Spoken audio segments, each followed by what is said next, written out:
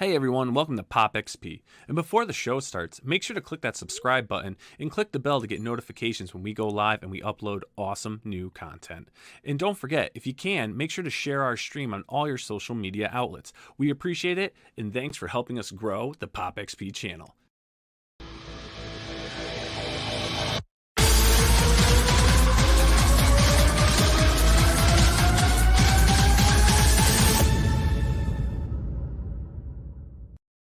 Hey, what is going on YouTube? It's the brain of the mainframe here, Nile Scala with the Pop XP, and that's right, it's a creator power hour. And joining me, as I love this, new partnership here, Cara, my co-host in this creator power hour, Miss Cara Nicole. Cara, how you doing?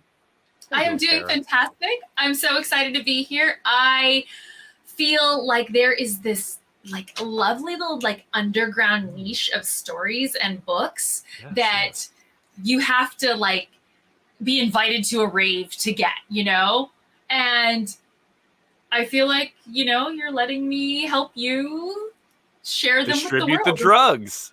Yeah, rave, right? The tabs.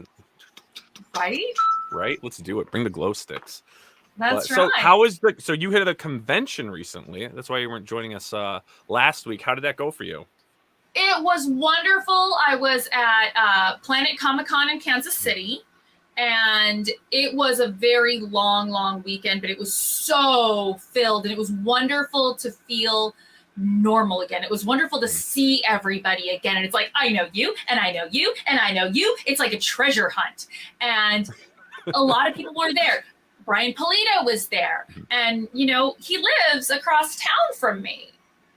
But I'm going to see him in Kansas City, and JP Roth, Sabine Rich, Ryan Kincaid, all these people, all these amazing creators that we get to see out there. Bob the artist, Terry Huddleston, all your usuals and your cosplayers. And you're talking to me like you know me. All right, now I know who you are because you talked and I could hear your voice. It's so great. So I'm thrilled. We got to go back to con. So do you have the con bug now? You're ready for the next one? No, I'm tired. You don't realize that staying at home, not hauling hundreds of pounds of luggage every weekend really kind of takes a toll on you. And your body says, hey, this is cool. Let's not do that again.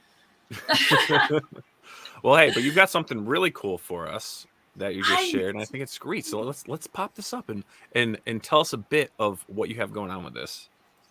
Okay, so we have our usual holiday specials, right? Everybody has a Christmas cover or an Easter cover, with the little bunny ears and all these things. Well, you know what? I wanted to do an Arbor Day cover.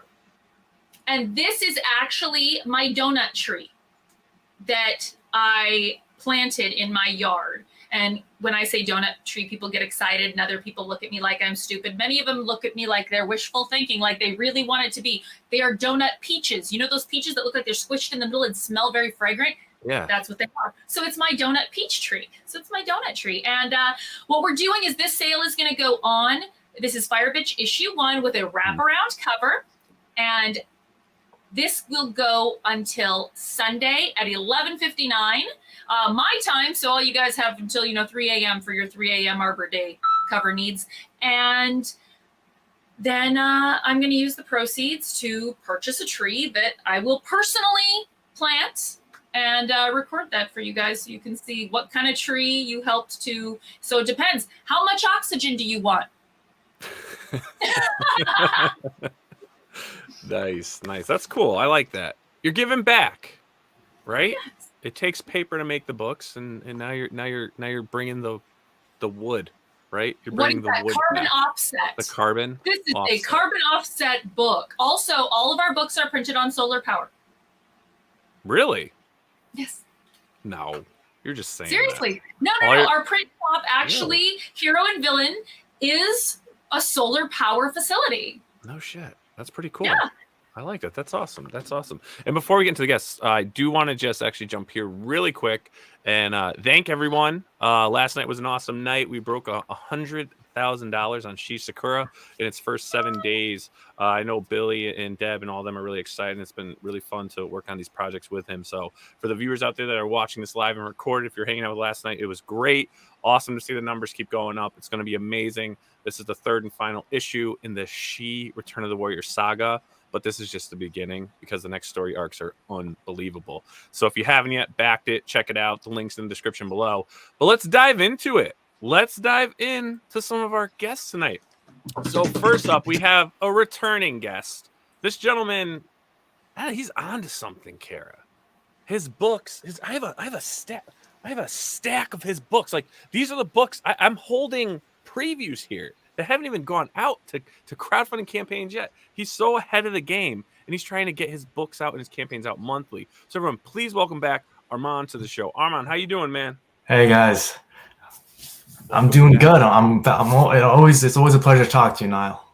Always, man. I love it. I love how hungry you are, how eager you are. You know, you always have good questions for me, you know, that we back and forth and message. So it's cool. I love it. It fuels me to see how fueled you are. That's what I'm here for. That's it. I just made that up. All right, on to the next one. No, I'm just joking. So now we have a first-time guest, Cara, one you brought to my attention, and her campaign looks awesome. First campaign. Would you like to introduce this guest, Cara? So this is my lovely cosplay gal pal, Colleen Cole, with her book, Cocos Hollow. Welcome, Colleen.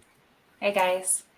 And I don't have my flowers, but I'm gonna just try because I look more like a pineapple. But I think if I could get it to stay here, this might work.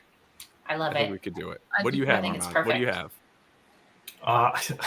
You have a full head of hair. I hate you. Get out of here. Get out of here.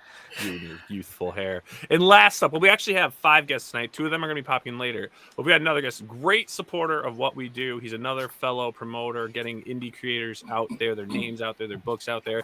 And now he's working on something himself.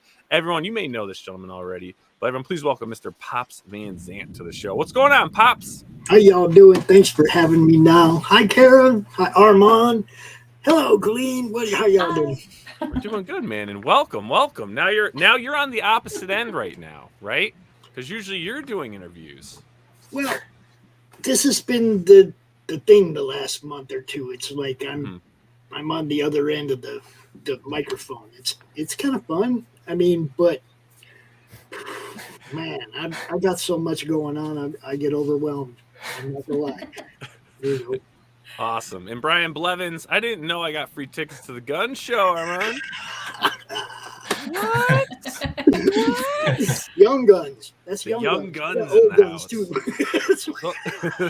Speaking of the young guns, Armand, let's jump into your. So this is your. How many campaigns are you at now? This is 4th. It's month 4, campaign 4. That's crazy, and you're on time. Wow. Yes, that's right. You're on time. That's nuts.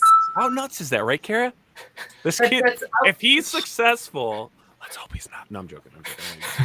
He's creating a new formula, an absolute new formula. And I want to pick your brain actually a little bit. You don't have to give all your secrets up, but we need to talk about how this recipe works.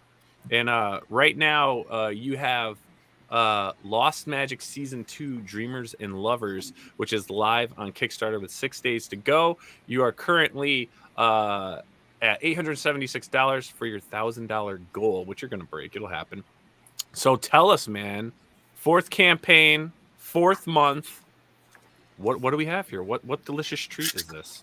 This is Lost Magic Season 2. So this was I wrote Lost Magic Season 1. It was the first book I ever really wrote when I jumped into comics, and it was told into smaller. You know, I had a crazy idea. All right, now it was. I wanted to tell. Something that I really haven't seen done in comics before, maybe for a good reason. And it was broken down to episodes, like smaller storylines that were connected, told through chapters, point of view chapters of each character. So we jump around the world a lot. In this first book, Season 1, there was about 20 main characters across 32 pages. And there's even more characters now, more new characters showing up in Season 2, old ones returning. And I just wanted to create like a very fluid sandbox of a world that so I can just play around with and really like test and experiment with different characters and storylines that I just wanted to do. And then when I was able to kind of put it together, people really liked it, and then now we brought it back for season 2, and I'm even lettering it right now, and it's it reminds me how crazy the story was, but I'm having a lot of fun with it. So. Yeah, man, it seems like it because it's really good. And I love the different like the quality of the books are different. It's not like the same thing, which is very refreshing. And I like the breakout you had. And obviously I'm not going to spoil anything that you've sent me, because as you're coming on and introducing these books, you're showing your talent that you have, right, and the eye that you have for the art that you're having done, and in the different story arcs that you're developing, which is really cool. So first, let's watch your campaign video, and then we'll get into this story. Yes. Do you believe in love? I'm talking about true love. The thing that gives your stomach butterflies and never leaves. Or do you believe in dreams? I'm talking about that wild freedom of imagination. The thing that gives you heebie-jeebies, goosebumps, and a heart-pounding excitement. Which do you seek out in this lost world? Which will help guide you through the darkness? Are you a lover or a dreamer? And what would happen if your love clashes with your dream? Decisions are all we have. Which one will you choose? Man, you switch up those videos too, bro. Little animation stuff in there? Yes. I do. So, Elixir was done with Pedro. I worked with Pedro on that, Pedro Ang. But this, the Lost Magic ones, I do myself. So it's like, also, and I do, I got a different voice actor this time. I did the first one myself, but I'm always trying to expand the team and definitely change it up. I like the voice actor in this one. No, that art though is just so gorgeous. Stunning? Those covers. Yeah, they really are. I'm over here like, I'm like, who drew this? Okay, I'm gonna friend you, and I'm friending you. Very nice. So all right, we're in season 2. So what was season 1 about for anyone that's not familiar with it? It was magic is dying on a lost world that's loosely connected to our own. Yeah. And on this world, it's just a bunch of fun, vibrant characters, very colorful characters, and they all are mostly monsters, right? So all the monsters or monster types are on that world, and we jump to the story when it's bursting with magic, but then magic mysteriously starts disappearing. And there's, people are now stuck of what they want to do, if they want to chase the magic and go try to revive it, or they want to proceed with a magicless society. And then you have a new kingdom forming, and without magic, and a rebellion forming to bring the magic back. So that's basically the story. And of course, now people have to make their choice, and it's very personal what they're going to do and which side they're going to take. Mm-hmm. Very much cool, like the reader. So yeah. Oh, that's great. And again, like Cara said, I mean, beautiful artwork in this. Absolutely incredible. Stunning. And we got Christie's in the house. What's up, Christie? Hi. Welcome, it's so funny. He had this dreamy artwork up, and I'm like, oh God, you know what I do. You eat Doritos loudly, get your fingers all over them, and pour the crumbs in your face. That's what you do. There you go. Right, there you go. I mean, also I drink ginger beer too. I like the spice.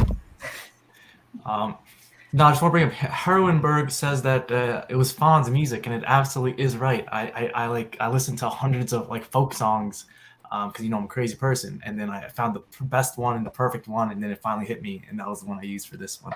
So Herwenberg knows everything. That guy he knows everything. I love it. I love when he's in there. Like, we'll be talking about the most random thing, and he he spills it out for us. I think I've learned so much from him. I gotta get him like a gift. Maybe like an edible arrangement. Hang on, get him an edible arrangement. I mean, it's a very gentle. I mean, walking into this, it's a very gentle, sweet. It seems like a gentle, sweet book, and I'm just like going, God. I mean, maybe I'm terrible by saying that. I don't know. I just walked into it, but it's just like I'm just thinking what I do with my book, and I'm just like. It's kind of like Demon Bitch. But when you get farther down, just make sure we stop and appreciate for a moment that they have cartoonized all of their staff and put it in their campaign. And I got to give you some props for that. I'm loving that. Oh, that's what you did, Armand? Yes. Oh, cool. this is again the interior artwork by Martin Munoz, and we are, he was a, he really built out this world, and he was one of those first people that I teamed up with that really believed in, not only me but the story and to where it could be. So we share the same vision, and of course it meant a lot. And now that was like over a year and a half ago, and then now all these books are coming out. So very cool. Now, well, actually, I'll hold that question because it's going to be part of your process stuff. So, yeah. So this is what you're talking about here, right, Cara? Yes, look at it! Isn't it cute? I'm actually wearing the shirt that was used for reference. Hey, man, Just like that. Look at that, Blevins. There's more gun show action for you.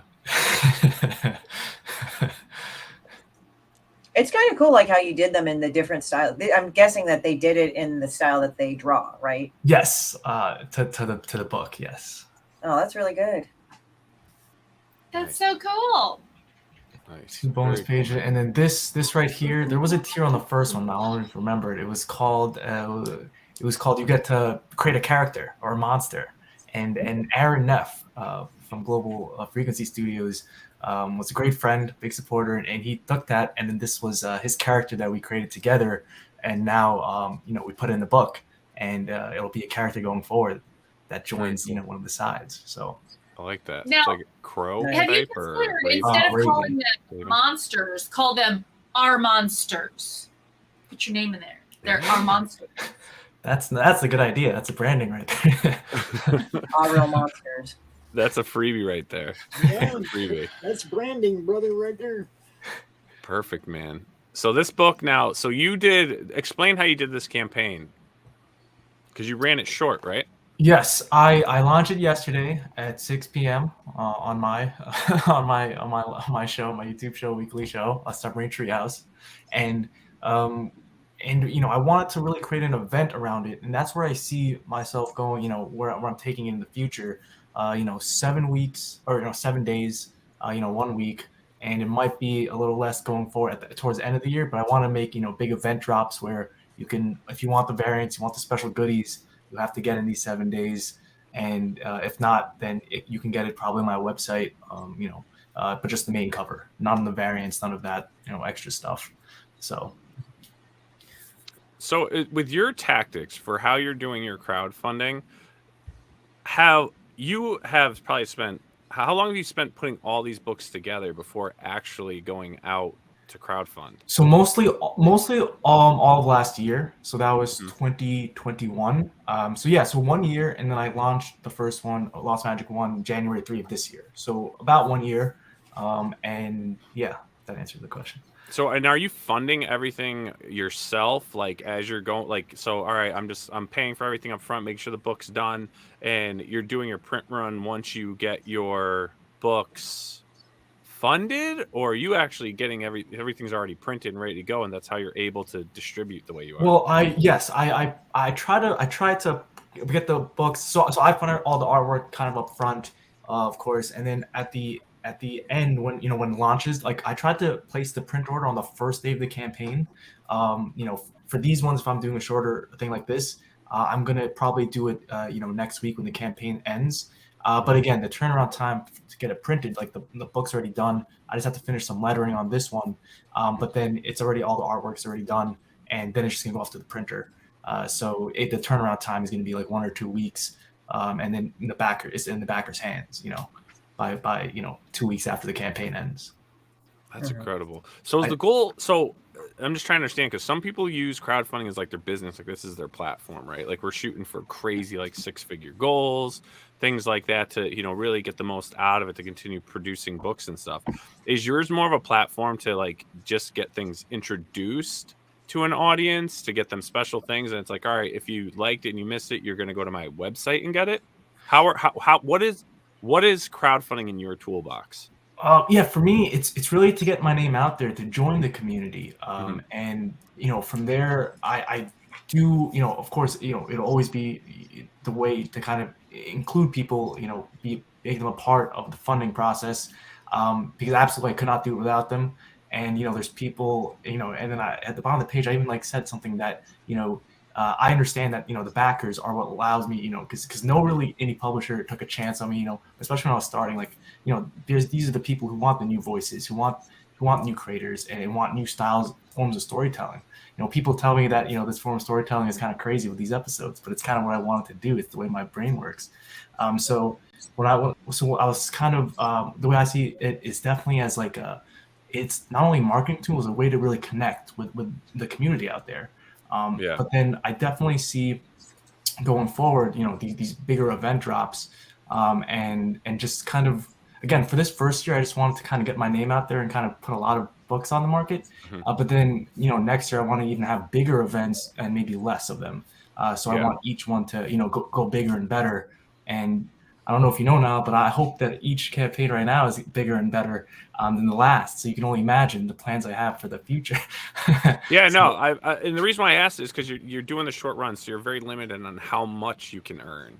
So that's why I was saying, is this like your introduction run? Like, is this your, like, you're at the big networking meeting and you're just handing out your card, and you're exchanging, getting it out, and are you gearing up for bigger? Which it sounds like you are. It's like, all right, everyone gets a taste. Here's all my different books. Everyone gets a taste. Now I'm going to continue my series. I'm going to make it bigger than that first go around, where you are maybe running that 30-day campaign and really trying to push to, stretch the limits of, perks and maybe adding pages or doing metal covers or whatever, For sure. I definitely, Tamagotchis.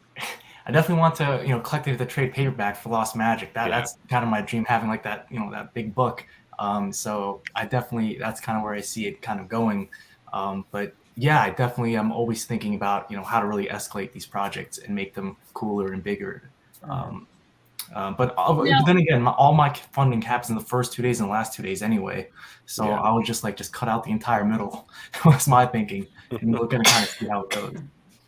Well, what I'd like to know, you're cutting it really close. You're going to fund. We know this.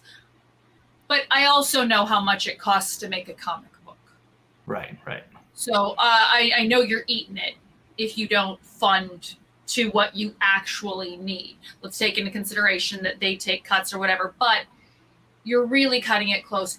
What would happen? Let's knock on wood, it doesn't. What would happen if you did not fund? What would you do? If I did not fund? That's a good question. I definitely don't plan for failure that much. I was pretty confident after my previous campaigns. But if this did not fund, I would probably just relaunch it in 2 months or something like that. That would definitely mess up the slate, like my release slate, but I would definitely just relaunch it. And maybe, I'll Why wait 2 months? Just relaunch it. Because, I would want to kind of, see what happened, analyze it. I want to ask, my counsel, like people like you now, like what went wrong here. And then from there, I would kind of want to maybe get new covers, just basically understand why it failed and then go back. I would go over your campaign. I mean, this art is indicative of a higher funding campaign. It's definitely worth it. You've got beautiful, this right here, what you see just at the beginning, you should be higher. So it's worth maybe talking to someone who specializes in this and being like, hey, give me an eval. What can I do better? Because there's some campaigns where you're like, yeah, I understand why I didn't fund. This is not it. This is absolutely not it. This is a higher funding campaign. I'm hoping to get there for sure. All right, definitely. Well, it's interesting to see where your tactic goes. No one's doing what you're doing at your rate. So, I'm sure, and like she said, you're definitely going to get funded. It's going to happen. And it's interesting to see that going. That's why I'm watching what you're doing. I know you come to me for advice, but I'm like watching what you're doing because I haven't seen anyone do it before. We've been, very successful with the, doing Kickstarters, Indiegogos at the same time thing and keeping those things going. And now I see the evolution of what you're doing, which is really cool. And I admire that, man. I admire what you're doing and getting your stuff out there. And you'll get to bigger things. You'll have to. You hear me? You have to. Thank you. No, it's just part of the evolution, dude. It is. And it's going to be awesome to see. So everyone, if you get a chance, check out Lost Magic Season 2, Dreamers and Lovers. If you're interested in, issue Season 1, you can head on over to Armand's website and purchase that. Are you seeing sales on, your secondary market, which is I'm referring to as your website? A little bit so far, not not enough, but definitely there. Also, like you can get Lost Magic season 1 as an add-on for or we're part of the tiers for season 2. So very cool, man. Very cool. Well, hey, just keep on trucking with this stuff, and you know that you'll be popping on every time a new one comes up, and we'll help push it with you, man. Awesome. And again, and I'm gonna say this, probably we have 5 guests, so I'm gonna say this 5 times. Best thing you guys can do is share a campaign. Even if it's not like your cup of tea, but you're into the indie community, supporting what people doing, creating what they want the way they want for the people that want it. The best thing you can do is share on your Facebook, your Twitter, your Instagram. If you're a fellow YouTuber and you're looking for guests or a Twitch, whatever platform you're using, Discord, if you want to get someone on there, reach out to these creators on their social media and see if they'll come on. They're all great to talk to. And what's awesome, and I love this, I love when we have fresh faces. Fresh faces, new campaigns. Colleen, you're up with Cocos Hollow issue 1. Cocos Hollow. Awesome. I'm a little intimidated by a Kickstarter every month, to be honest. I'm intimidated. I can't even imagine. Everyone's intimidated. Putting something out every month. It's been a process just to get this one started. So for you, this is your first campaign. What made you actually pull the trigger on this? Honestly, it was a conglomeration of just events. I had these characters created for my Twitch stream. Originally, I had Coco was my first one, and she was designed by my friend who I play Dungeons and Dragons with every week. So I gave her my ideas, and then she came up with these chibi characters, and this was supposed to be really for my Twitch channel and just to have something cute and to create an atmosphere. I tend to tell myself stories to help me fall asleep at night because I have really bad anxiety. And so I started creating stories around these characters that we had created together. And out of boredom through the pandemic, I decided, well, let's go. Let's do it. I've got a background in theater and costuming and cosplay. And so I've been in the comic world through cons and stuff, but I don't know. This just brings me in closer. Oh, definitely. It definitely does. Now, did you do the traditional 30-day campaign? I did. You did. And you're doing really well for a first campaign.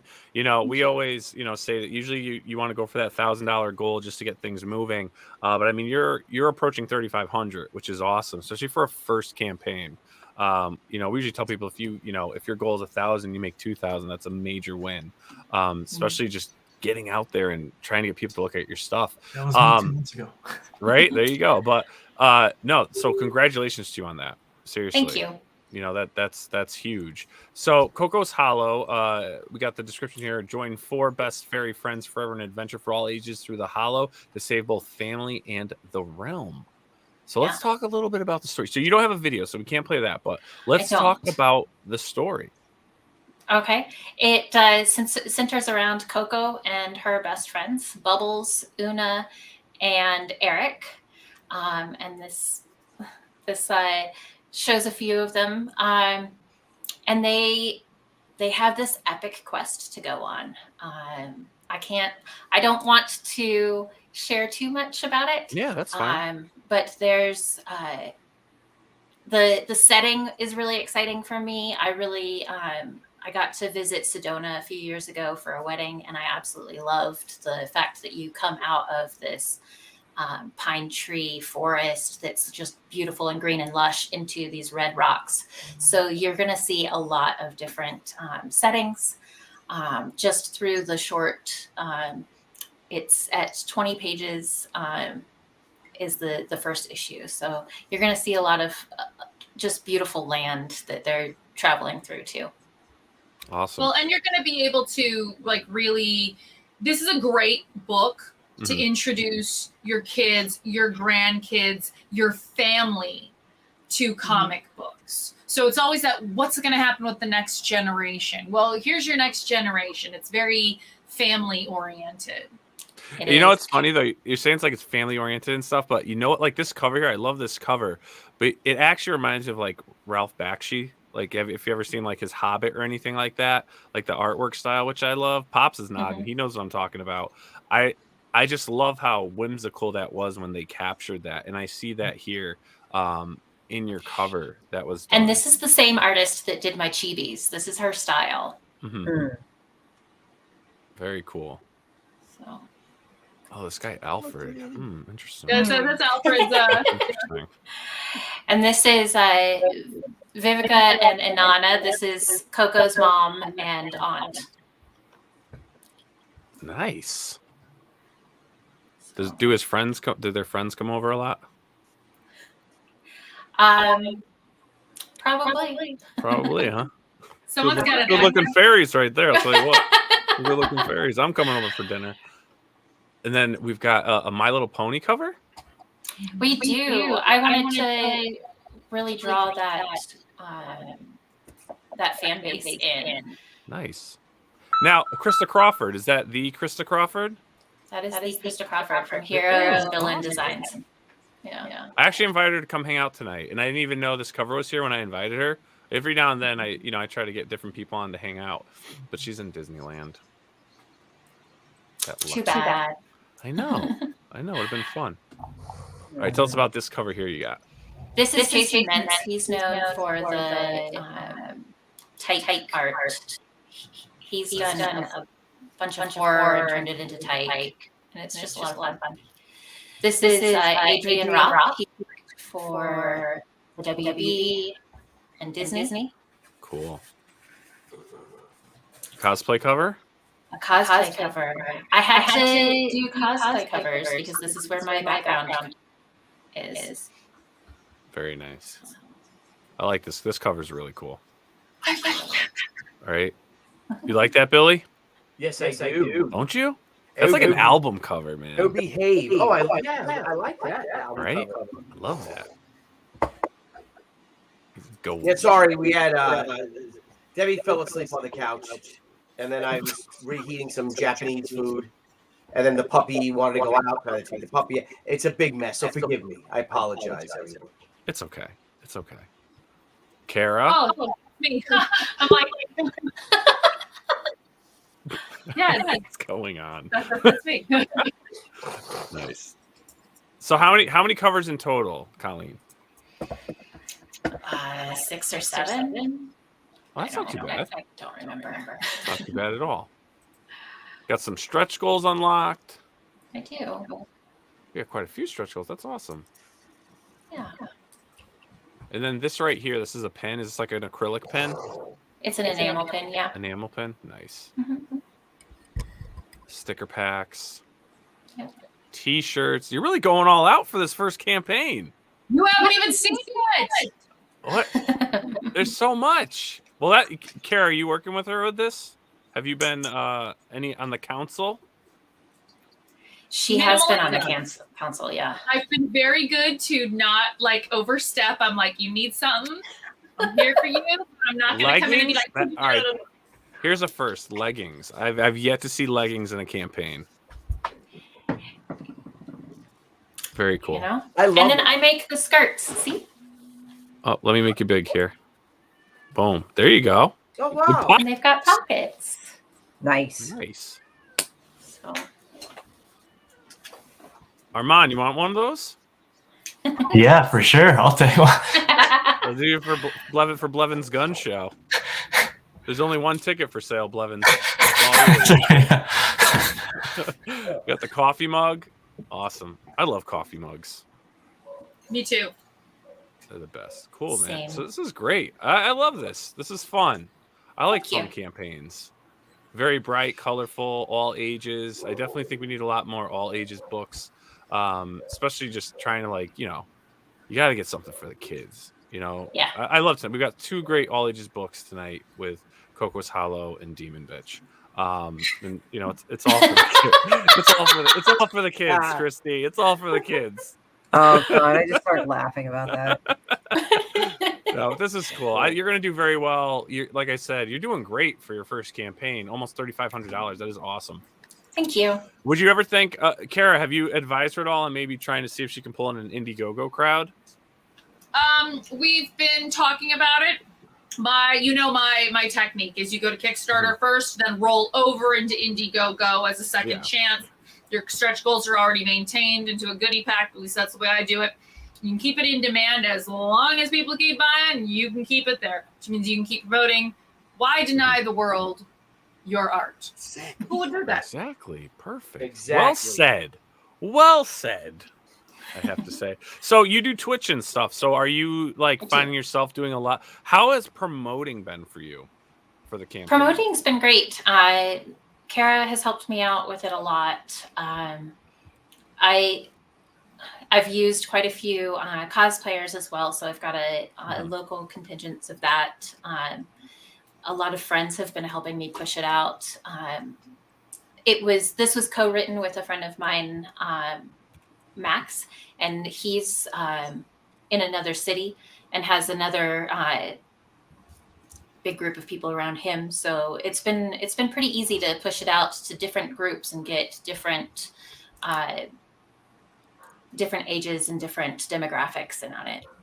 Well, and your artist is Armand Villavert from Image, who did Dr. Oblivion as well. So she's working with people who know the business, who know what they're doing, and have their own group, a fan base beneath them. Oh, and cool. quite a few of us are going to be, this is going to be printed before Phoenix Fan Fusion. So quite a few of us have tables throughout the con. So there's going to be a big group of Cocos Hollow just spread out. Nice. Now, are you doing your own like cosplaying events for this? We are. So I've got some of the cosplayers are here in Colorado and some of them are in Phoenix.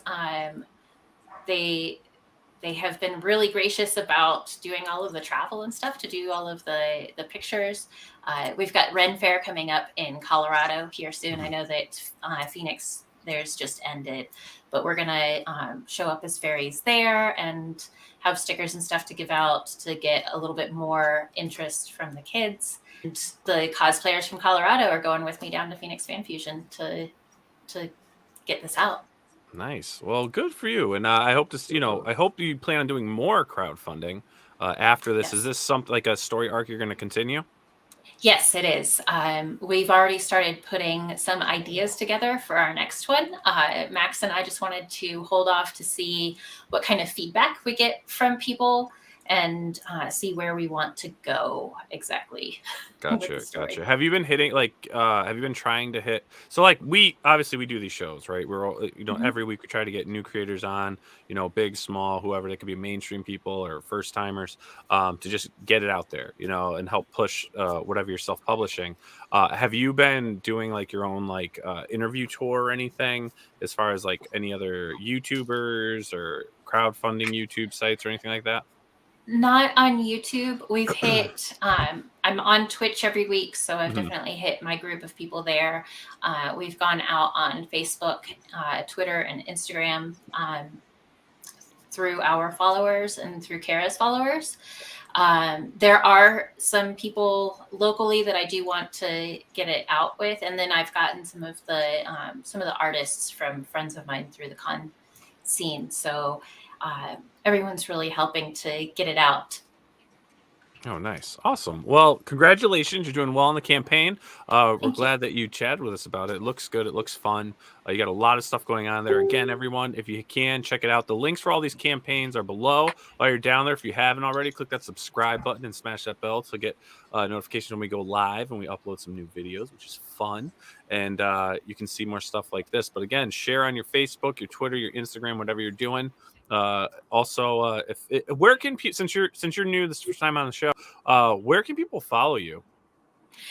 I'm on Twitter, Instagram, and Facebook under Colleen Cole Model for my cosplay page and Cocos Hollow for the book. Very cool. Awesome. Well, thank you, Colleen. Looks Thank awesome. you. And we got Todd. Todd is in the house. Todd, how you doing? I'm doing all right. Sorry for being a Toddlet. It's like the movie said, darlings. They never run on time. No. I wish. With my hair, maybe I could. No. But honored to be here once again, Nile. And It's company. good to have you. I know we got it. It's a gang tonight. How the Ooh, I kids like say that. what? A gangbang or something, right? When No, everyone's no. having fun? No, No. That's not the words. Oh, Not no. though. No. Why am I going Oh, hello. South Park when they did the group finger bang, and it was Your finger. that song right there. There you go. All right, Mr. Pops, you ready to do this? Man, I don't know. I got so much to talk about, man. How much time you got? You got 5 minutes. And go. Comic-related madness. That's where it all began. Back in October of 2019, we started a little Facebook group, and it was a, hey, look what I got kind of group, and it just grew into, something way beyond my ability to keep to provide the proper needs to. I mean, I have a lot of people that help me make all this stuff happen. Let's do CRoMCon first, if you don't mind. Let's do it. Okay, because that's tomorrow and Saturday, and that's like immediate. We're doing our second anniversary show, our 24th CRoMCon. It's a monthly online event that we've been doing since April of 2020, and we were blessed to have people in our first show like Brian Polito, and he came back to CRoMCon in April of last year for the anniversary, and he'll be back on Saturday for the second anniversary. We love Brian. But there's a whole bunch of cool people that come out every month. They come out, they talk about their projects. Tons of people. If you just scroll up a little bit in that description right there is the whole guest list. Right in here? Or no, right below that where it says details. Yeah, if you hit see more right there, you got the whole guest list. Why don't I see it? Am I stupid? Details. Big details in the middle. Right here. Details. Yeah. See more right here. At the bottom. Go down there and say where it says see right more. Here. See more. Yeah, I found it, guys. And now you scroll down on that and you will see a long list of people that will be here for the Saturday elevator pitch edition of CRoMCon. Everybody gets 15 minutes. They come out, they say who they are, they give us a reason why we should back their books or whatever it is that they do. Okay, some, not everybody has an active campaign. Some are on Amazon, some, wherever they sell their books, they're going to come out, they're going to pitch us their books. Okay, so we do this every month. Now, when we started doing this, there was an event in the madness where we had a logo contest. And the guy who won that logo contest is, let me see if I can do this right. I'm just going to change my avatar and show you the logo. If you could blow me up. There you go. Okay. That logo won the Comic Related Madness logo contest.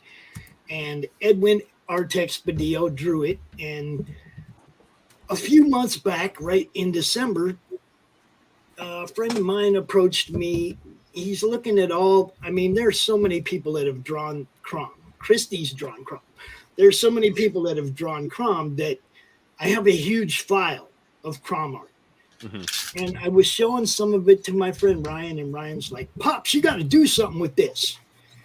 And I said, no, I don't. I'm not an artist. I'm not a writer. Okay. Yeah. Edwin created this cute little green dude, but I'm not that guy. Okay.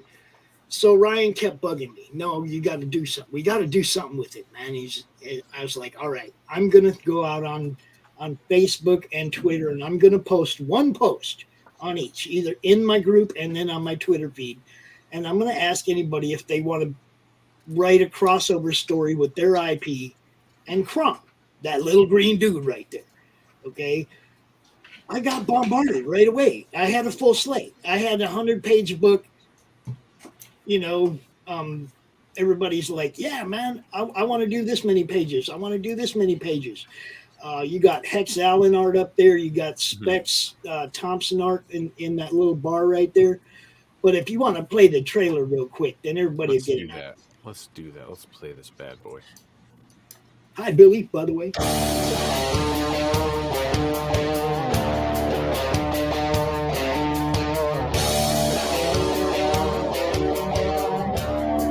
The Comics Related Madness presents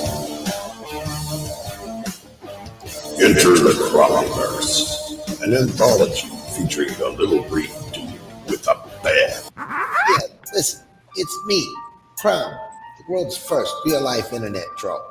So there's a whole gang of creators making an anthology starring yours truly. We're talking 15 creators, 13 stories, another 8 folks creating merchandise, all for your entertainment. Indiegogo is the place you want to go to back this glorious project. This anthology features my lovable self crossing over in today's best independent comic books and graphic novels, causing chaos everywhere I go. In addition, we're going to be offering custom painted shoes, black light tapestries, sketch cards, alternate covers, adorable crocheted mini-me's, original art, and sculptures. Anyway, back it today, only on Indiegogo. Pop's got the beats. There you go. You got the beats there, man. I'm liking that. So I just want to see you sitting there crocheting all those little green guys. You should just be in like a rocking chair doing one of your shows. Just Those little green guys sold out right away. that's craziness. That's awesome. I mean, Cindy offered to do 5 of them, and they were gone like right away. Okay, but I just want to let everybody know this is what's happening here. I'm not the talent. All these people that do this art and the writing in this, they're the talent. Okay, I didn't want to do this because I didn't want it to take away from what I do, which is promote what you guys do. Okay, and I really didn't want to get involved with running a campaign and having it interfere with what I do. So there was stipulations involved. One of the first stipulations was I need somebody else to run this campaign. I'm not going to do it. Okay, I talk about comics. I don't know anything about what you guys do. I talk about what you guys do. I talk to you guys and I learn from you, but I don't know what you guys do, and I didn't want to take that on. I made it clear. It's just somebody else going to have to run this campaign.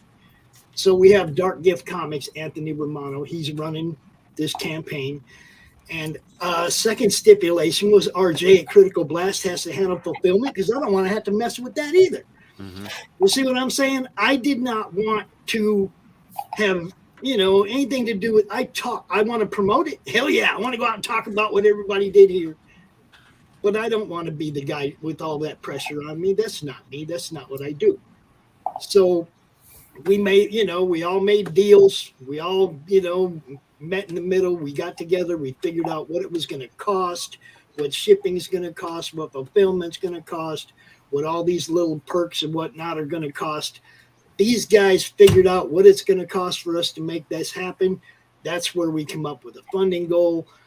Like I said, there are questions about the campaign itself that, you're going to have to go to Anthony for that. But as far as telling you about who these people are and what they're doing, I can give you that. That right there is Eric Hodson, the dreaded dinosaur man. You might know him as the guy who did the Rowdy Roddy Piper Kilted Avenger book. I'll tell you what, any muscular dinosaurs, I'm in. Yes, he's dreaded dinosaur man doing a crossover with Crom. We have Brian Kriskow from Six Gun Gorilla. Yeah, man. Yeah, I love Brian. Yeah, he's doing a crossover with us, and Edwin Badillo and Manny Soto are doing the art and the colors for that. This one right here is Paul Gomez, another new guy who put out like 3 books in 3 months. Yo, bang, bang, bang. Okay, he's on fire. Bushy Boo Circus, Trumpet. PTSD, and Cryptic Haze. Like 3 right in a row. Bang, bang, bang. Good guy. Doc Blaylock. One of the things I forgot to mention, there will be some first appearances of characters, like 8 first appearances of characters that you will see in books later in this anthology. Allison McGlone's characters will be brand new. Doc Blaylock's character, you will not have seen her in print before. It's just, there's a lot of cool stuff. Tank Ferret's Scalpel 21 will be in this. That's Ryan. He's the guy that talked us into this. Blame Ryan. That's his work right there. He has a little Crom's Day Inn where Crom lives in Longbox, floating in outer space. Some of you may know Glenn Fleming, Hatch, Comics Unlimited from the UK. He's been doing a Hatch strip for decades. Hatch has never interacted with any other character ever. This will be a first. Awesome. And he wanted to bring his story he wanted to bring his something to this. And I was like, Glenn, I don't even want to see it. I don't want to see the art. You send it straight to Anthony. I want to when I open the proof, that's when I want to read that part. That's when I'd really like to read all of it. I'm a fan. But of course, some of it I have to see because it involves my character, Yeah. Jim O'Reilly, pencils and inks of this Steranko Fromage. Already claimed, already gone. He's also doing a sculpture, a Crom bust sculpture. Sketch cards by Rusty Gilligan, Rich Parada, Allison I'm McGowan, looking up and Rusty right now. Say what? I'm looking up Rusty right now because I'm over here reading this. I was like, wait, he was in like Pete's Dragon and Little House on the Prairie and stuff. Yeah. He was an actor, pro wrestler. Yeah, he's a great guy. He's a great guy. Yeah. Rich Parada is a buddy of mine. He's an anchor. He's been around forever too. He told me he knew you, Billy. He told me. Great guy, man. Big Mets fan. He's my co-host on Monday Madness. Just real quick before the super chat expires, I just saw this. Sorry, Rob Richards, thanks for the $4.99 super chat. Boss Bill, I was in the stream last night. I didn't forget. I'm gonna get the book tonight. Still. Oh, thank you so much. He was trying to steal your wife last night. Just saying. Yeah, I think she was digging it too. I think she was digging it too. I was digging it. Someone's flirting with me. Oh. I was pretending he was talking to me. Anyways. And Rich also, he runs our open draw stream on Sundays. That's his show on the Madness Network, and he's my co-host on Monday Madness. Good dude. Ah, damn it, Steph. We were going to announce that at the end. But I want to ask the hard question. Armand already went through this, the trial by fire. What do you do if you do not fund? We will retool and relaunch. Okay. That's your plan? That's good to know. So those people that you got a lot of stuff that sold out. So those people want to know, well, what if you don't fund? Am I just out? Do I not get my crochet guy? No, we will retool. We will refund and retool. Cool. If we have to. I hope we don't get to. I hope we. I want it to fund. There's 15 people that did cool ass stories and art that need to be seen. It's a crazy undertaking though that you guys are putting together. It definitely is. Well, I wanted it to be worth what people are going to spend on it. It's a 100-page book. You guys know what it costs to print a 100-page book. It's not. No. It's like it costs some money. So, but you're getting 13 stories. And a lot of really good people. Some first appearances. The collectible value of the book. There's a collectible value to this book. There could be like 8 first appearances in this if it funds. If it doesn't fund, how sad is that for all the collectors? The Blacklight Tapestry, that was Dark Gift Comics. That's one of his things that he does with his books. And I had this perfect piece of art that Edwin had done. And I was like, oh, yeah, go ahead. Just do the Blacklight Tapestries too, And that one really pops under the blacklight. So I like that. Okay, but wait. All those pins on your hat, no pin. What? All those pins on your hat and no pin. And no pin on the campaign. What's going on here? Come on, man. Okay, let me go there. Pops. We have a whole bunch of stretch goals planned. Dang, man. Damn, Cara. Dang, Cara. She's bringing have the a whole bunch of stretch goals planned. But if we don't fund, why? Why act like we're going to, it's like when we get close to funded, we're going to start popping the stuff out. But I can say things like papers and roach clip. And because he does steal weed, he's a little weed thief. Promise, I forgot to say that. He's an internet troll and he's a weed thief. Okay, so when he pops into your dimension and he's hanging out with your IPs, if there's any heads there, he's getting their weed. He's gone. I'm just saying. That's what he does. So there's a little. This is like a Freak Brothers book, man. Yeah. Okay, it's an old 70s underground head book. That's what I like to. That's what I wanted out of it. That's why I created Crom the way he was. He's internet troll, but he's a head. He's and that right there. I don't know if y'all know Shay, Red Valkyrie. but she cosplayed Chrometa. We had one picture. One time somebody drew Crom's girlfriend and she wanted to cosplay it. I love Shay. She's awesome. Nice. You know, just another hardcore promoter. Now that says storytellers and it has me listed there, but I'm not a storyteller. Okay. I think I laid out you're like the ringleader here. Page 1. Yeah. Okay, because I had a certain origin story for him, and I laid out page 1, but that's it. The shoes, Nile. We got to look at the shoes. I had them up. Let's bring them back. I mean, there's just so much. It's hard to get it up. Right Right there. Okay, those were made for Mike Barron. Were they? Oh yeah, he tried them. He unboxed them and put them on live on his stream on his channel not too long ago. Who made the shoes? I've seen those. I was like, I want those for me.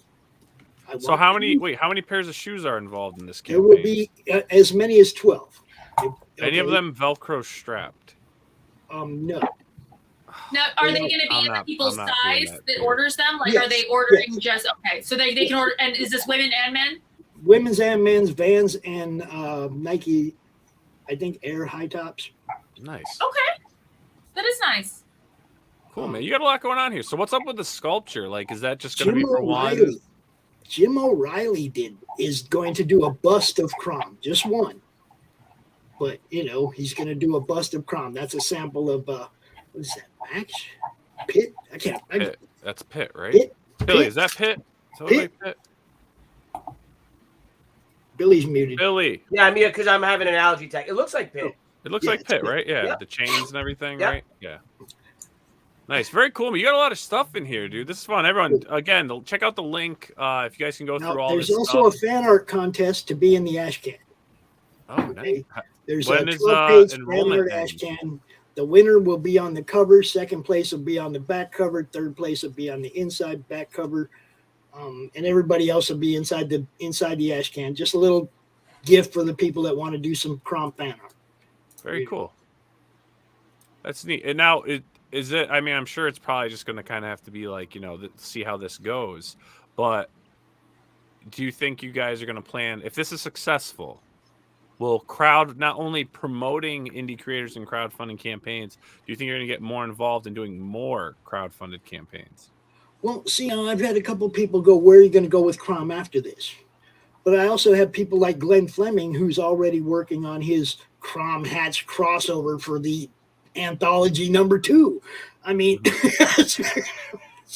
some people just really like the concept and just wanted to be. I mean, all these people, they wanted to be part of this.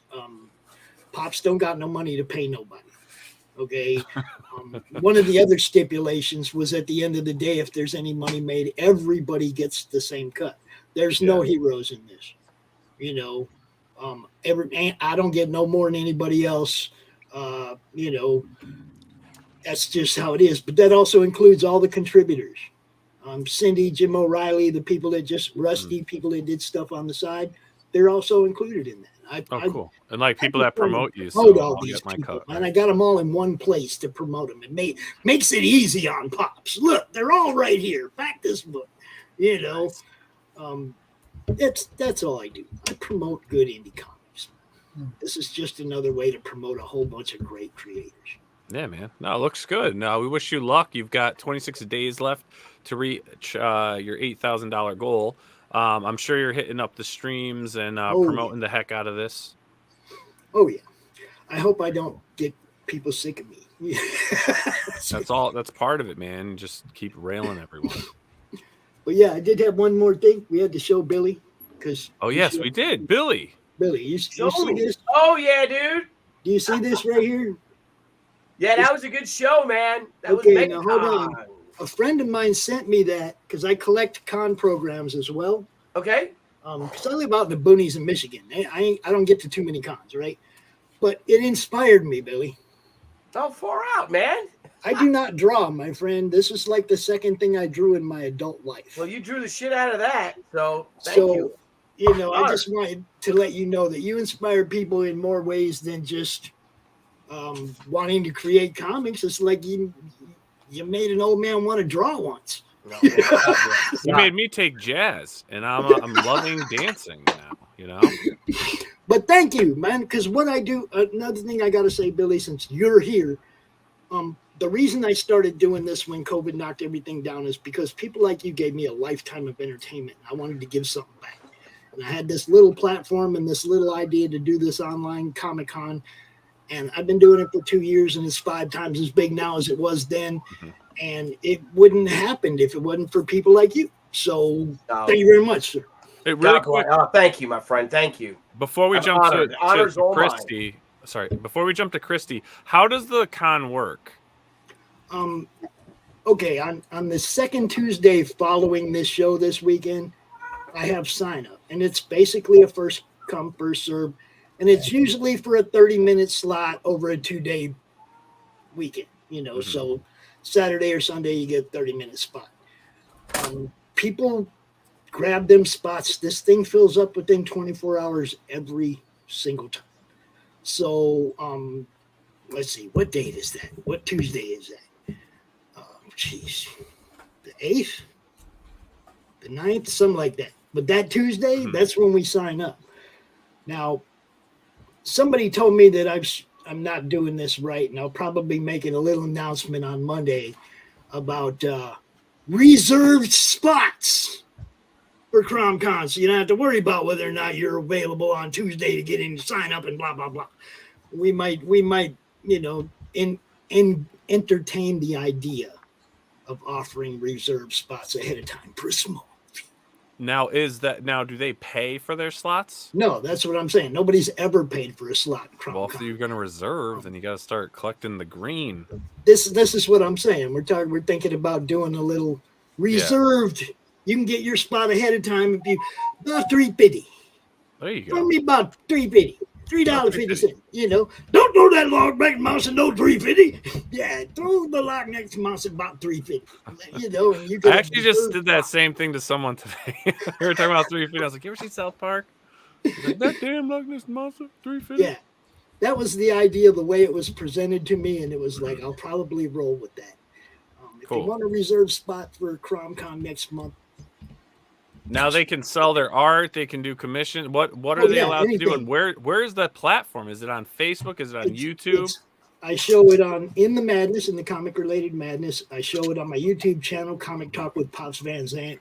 And also I show it either, depending on what show it is, Twitter feed or Twitch, depending on which. If it's more art related, a draw stream, something like that, I try to show it on Twitch because I hear more people over there like that stuff. And if it's just more chill, then it's on the Twitter feed, right? I'll pin it right to the top of the post while it's live.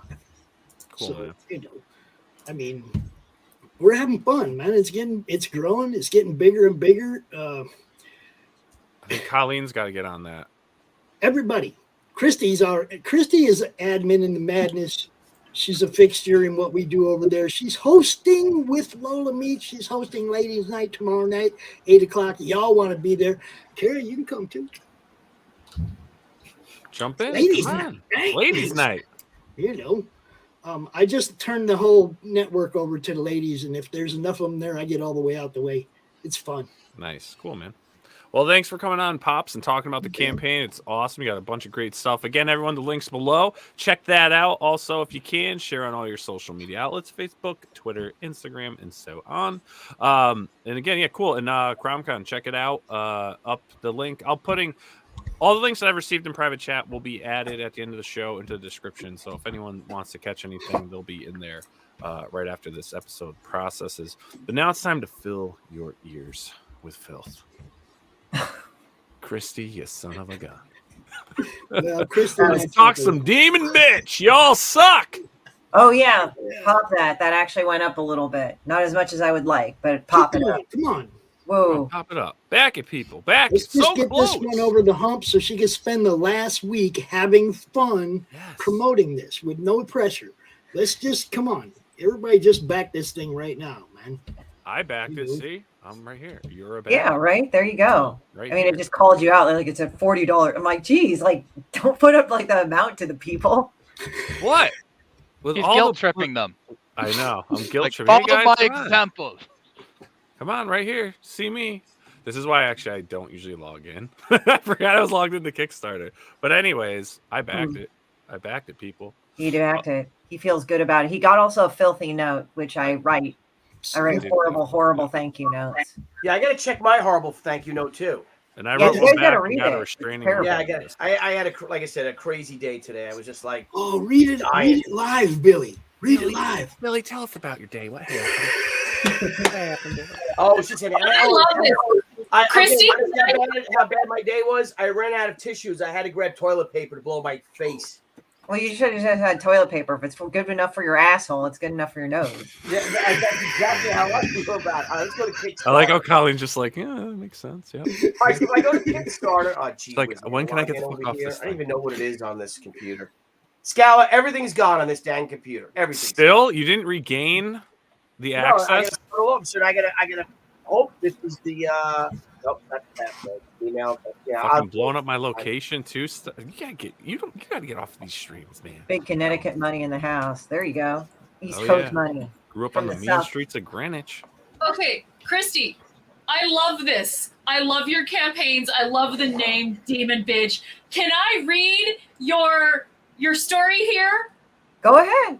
Go ahead. Have fun. Do it. I would be like what I'm seeing you. Okay, so it just starts out, and she's got this like her arm up, like she kind of like just doesn't give a shit, right? And it just says first thing, Android users, go here for the video because YouTube loves you. And that's like a very, I love it. I'm feeling like it's very passive aggressive, because we hate you here. Fuck you. You know what I mean?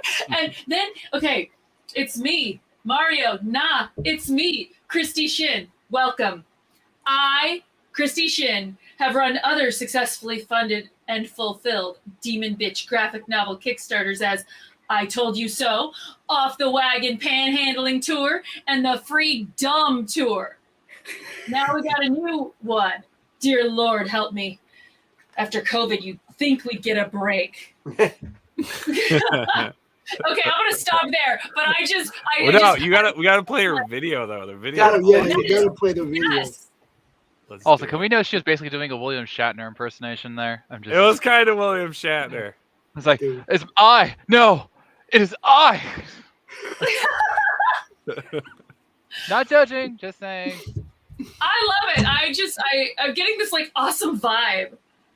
Oh, it's an awesome vibe. It's great. Here, let's. You want to get a great vibe? Here we go.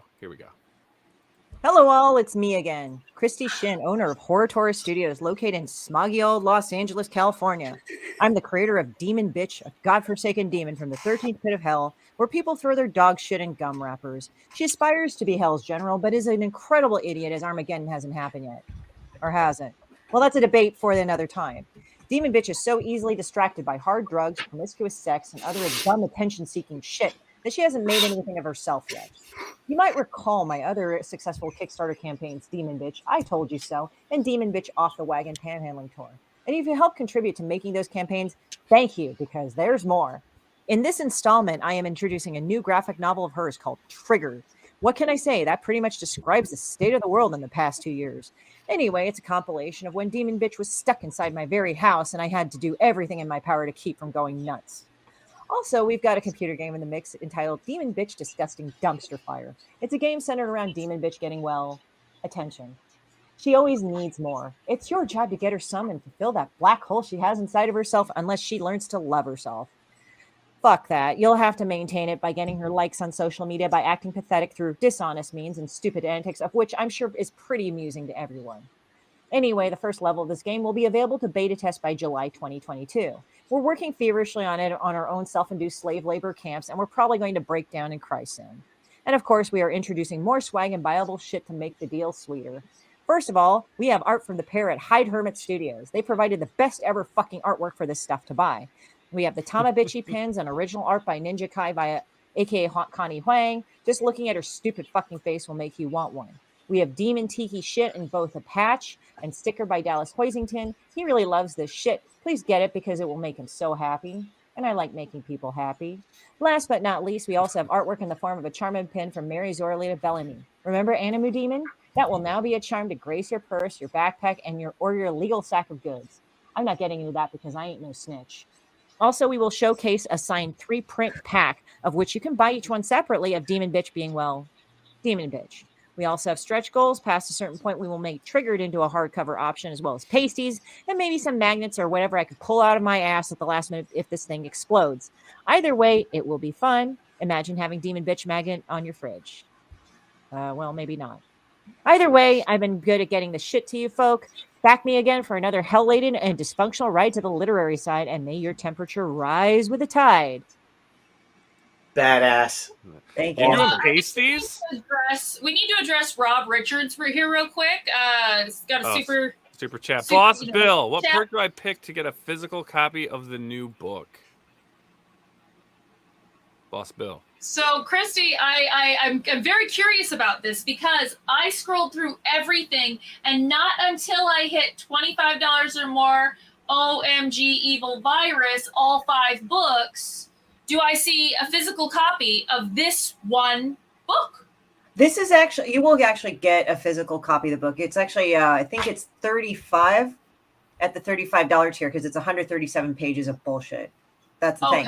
So the thing is that I put in digital rewards for people because some people like shipping is a bitch for them and it sucks. Yeah. So especially international just went way up and it getting shipped and all that. So I actually did have to put in PDFs and sometimes people just want to go and just have a bunch of electronic rewards just because there's only so much shit you can put in your house. Like I go in here, like I get free comic books or I buy comic books. I'm like, God damn it. Where am I going to put this shit? But the Demon Bitch Triggered paperback, this tier is the physical copy of this book tier if they do want to purchase that. Yes, and then what I do is that with every physical reward, with the exception of Mary's prints, because she will sign those herself. But like with any book that you get from me, I basically sign rude fucking things, and I'll just write stupid shit in it all everywhere. I want that just for that. Oh yeah, like I think was like told there's to bang her with a the blender. Demon Bitch Cocktail, and that's the previous book. And I'll just write I eat cum in it because it's supposed to smell pungent and look like a cup of semen. My friend Tony did that. And that's why Christie is the reason we have a disclaimer in the madness. Yeah. Do you really have a disclaimer? Yeah, he put up a disclaimer because I said shit, fucking cunt too many times, and I think I just started running my mouth off like. I put a disclaimer in because you just dropped that. See you next Tuesday, Christie. No, I just say cunt. I don't give a shit. I mean, the first time she hosted Ladies' Night, bro. The first time she hosted Ladies' Night, I was like, "Oh shit, we need a disclaimer." Well, Rob is very excited. Another super chat just on that one. So, is that first one for me? When he says Boss Bill, is that for me? You're the only Bill here, bro. That's what I figured. Right now you get what perk do I get? A physical copy of the new book. Well, you get the book. But we have the first stretch goal was expanded from 56 to 64 pages. The next stretch goal is now it's going to be expanded from 64 to 72 pages. With a lot more story and art and a cover gallery, a lot of other cool little things.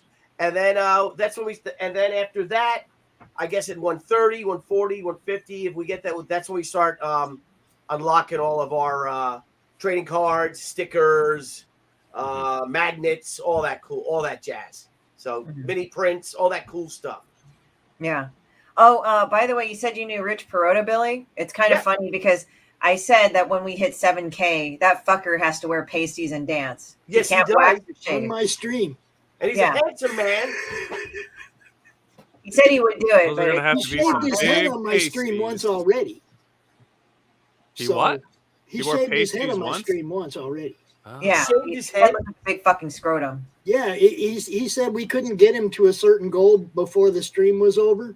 And I shared that shit out everywhere and told everybody, man, we are going to shave his head live. Come back his book right now. And sure enough, we got him over that goal.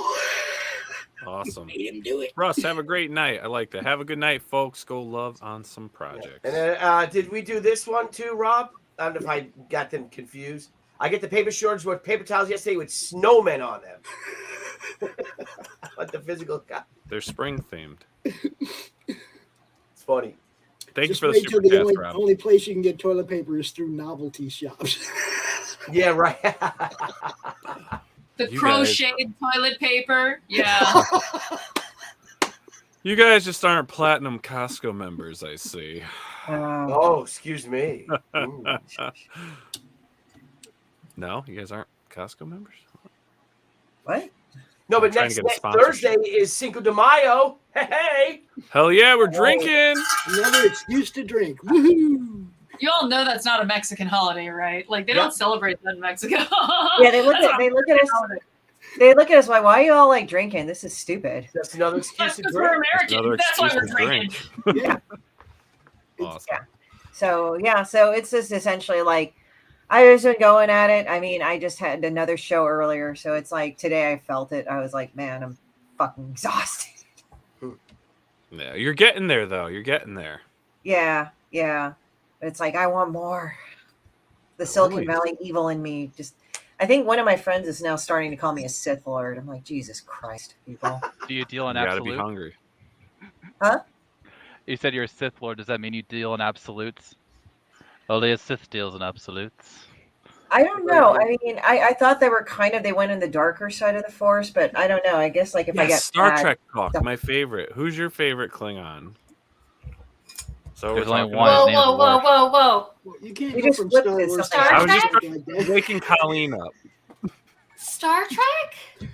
Worf would be badass. Yeah, so we're as a talking Sith, about though, Star wouldn't Trek, Siths and stuff, right? Okay. No, that's Star Wars. Oh, what? he? Come on, I mean, What? I Are really you didn't. I was like, serious? where did this flip? Did I go into a different time stream or Are you something? guys serious? You thinks did. Worf would make a great Sith. Yeah, Worf. Well, yeah, Worf He's is a not Sith, really right? evil. Like Sith don't really have honor. They kind of are in it for themselves, but they're not like uberly selfish. They're kind of. It's like loyalty is given to the worthy, and how you are worthy is different. That's what I've noticed with the Sith. Is that like the live long and prosper thing? Is that what we're talking about now? No, that's Right, Colleen? Am I getting this right? Just ignore him. you just flipped your mind. I'm gonna go evil. cry. You've made me cry. Thank you.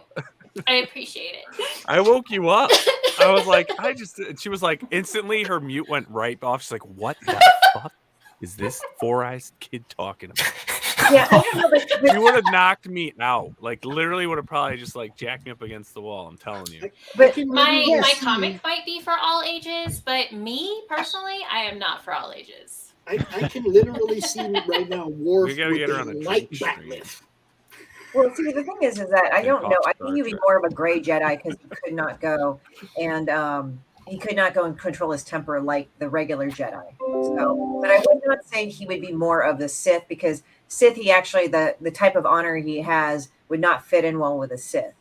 That's the thing. Like Klingons do value strength, but they don't value like treachery, and the Sith kind of do treachery. They do a little underhanded shit. Not all the time. Yeah. Sometimes it's Todd. overt, but still, they don't like They're treachery. messing with your mind. They're doing underhanded shit. Can you imagine though? His lightsaber would be a batleth. That'd be Yes. pretty cool, though. Yeah, that's what I said. A light back Right? lift. I can already see it. It'd be bad. Yeah. Yeah. So, I mean, my personal thing is like when I look at that stuff, I'm kind of like, but I think with like, I go into this whole long like This. talk with people regarding, that's That's sweet. See, There you go. Wait, so you do like Star Trek? I like Star Trek and Star Wars, and the fact that you Okay. mixed them up makes me hate you a bit. well, What? like this is the thing when people argue with me on regarding Picard versus Kirk, I have to kind of say, well, they're the best captains of their generations. Oh, Picard. But hands only down. one's the next generation. Well said. Very well said. Yeah, because it's like, okay, the Federation was fighting the Klingons, so they had to be more ballsy, right? So there's Kirk. And then Picard is different because there was peace with the Klingons, but then they had to deal with the Romulans who are much more shadier. In the board. Plus they have to deal with interspatial law. So there you go. But they Got a little more also coverage. had the fact that they're different people. Like we're all different Yeah. people, and their own personalities shown very brightly within those situations. Like Yeah. Kirk is always honorable, but he's also like a little man whore. So he's gonna go out and have fun, and he's gonna put himself in danger. Tucci. Lucky enough I to be think okay. we would be Kirks.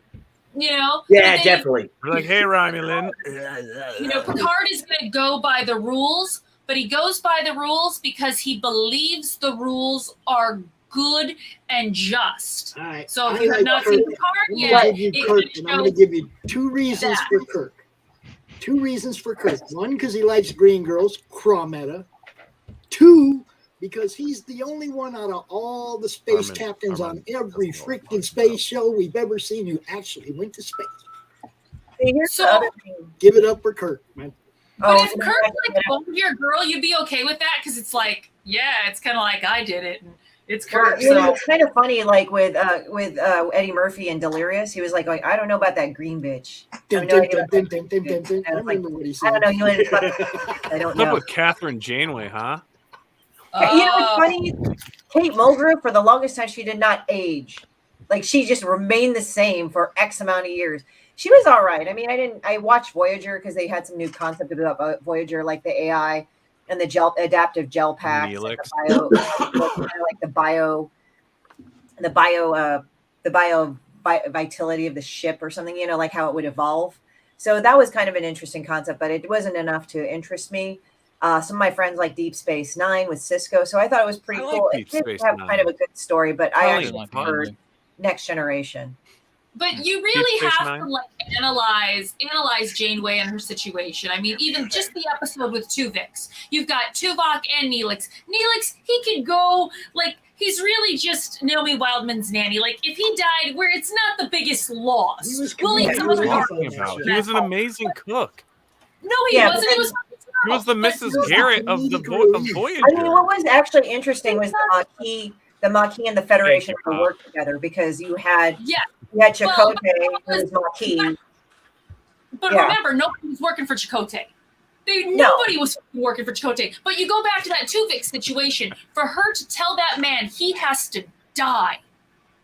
More power to her. He does not want to die. He doesn't want to die. He's like, no, I literally have to pull that order to kill you, and you did nothing to deserve that. But we need these people you came from more than we need you.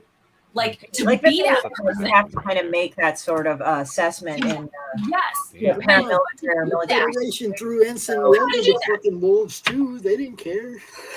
Well, I mean, as I said, it's just interesting because I would argue of this with Picard. He followed the rules, but the thing is, he would bend them within the laws of legality. Because it's still the rules. So it's still, it's still.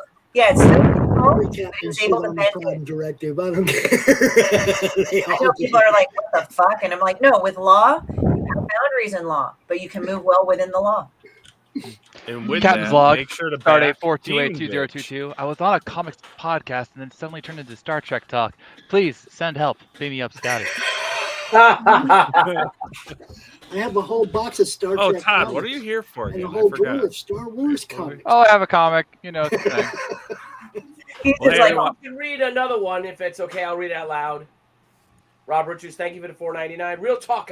I legit love your art. I guess because he's talking about me, that's why I want to read it. So sorry. Oh, look at you. I asked you send the book too. I love the physical media. P.S. Deb is a cougar. Oh boy, she's not.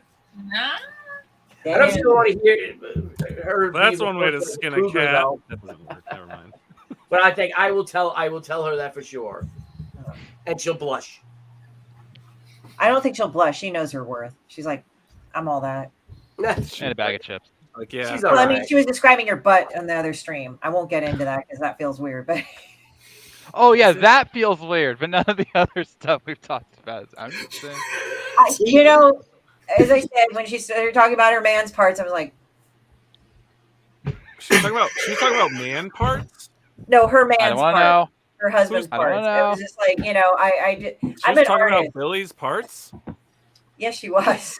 I don't remember that. What did she say? What did she say, Christie? I don't remember. Yeah, she's talking about my calves. Huh? I don't know what she's. I really don't. I don't. She's talking about my calves and my ass. She said, She was talking. Yeah, there you go. So it's like I didn't want to say it because he's a married man, and he was just like, I was like, oh, I don't want to get into that because I don't want to be thinking because artists, they have a vivid imagination whether or not that's a good thing or not. We're just like, it's like, oh yeah, blah blah blah blah blah blah. And I'm like, I don't want to think about you two doing those. Thank you. That's why I terrorize. Well, I don't mind. Calves Good and times. walnuts. Think of that tonight, Christy. Calves and walnuts. What All right, could it's he do Todd. with It's the those? Todd father's time. It's the Todd father's turn. What's up, Todd? Hi. Still here. Back demon bitch. You all suck. Today. All right, Todd, you're up. Yay. I think we've had you on for every issue, right? From Tokyo 1 to I don't know about every issue, but definitely Almost, then. some of them. I know. I think I definitely was here for number 1, I believe. I don't think we did 4. No, that was last February, like last February. So Yeah. All right, I so also we're wanna- here. Tokyo Blade Detectives 5. yeah, I also want to stop and praise myself because before I came onto the podcast, we were at 98 backers. Now we're at 100, which Oh. was that was my personal goal for the project to reach 100 backers. So yay! Awesome. Reached it. Well, that's Well, all. let's keep That going. was all Let's go. Colleen's doing. Thank you, Colleen. You're Got- so very welcome. I'm so got glad the that my backers in. presence helped you to sell more comics. Yes. Excellent. So let's talk about this. We're on issue 5. So there's viewers here that may not know about this series. What is this series about, Mr. Todd? So Tokyo Blade Detectives is what I like to call my anime comic. It's set 200 years into the future. Japan has been burned to the ground by war, rebuilt with technology, and to try to stem the madness, they have created a law that no one can break. No guns allowed. So to fill the power vacuum, they make laser swords.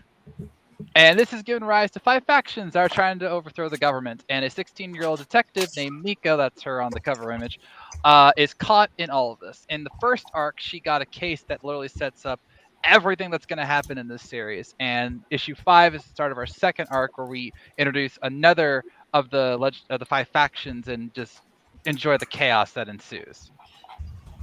Very nice. I'm gonna play your campaign video, and then we'll dive into this. Oh, you don't have to do that. Why? Well, I had a waiting forever. I had a bad webcam when I made the video, so it's a little grainy.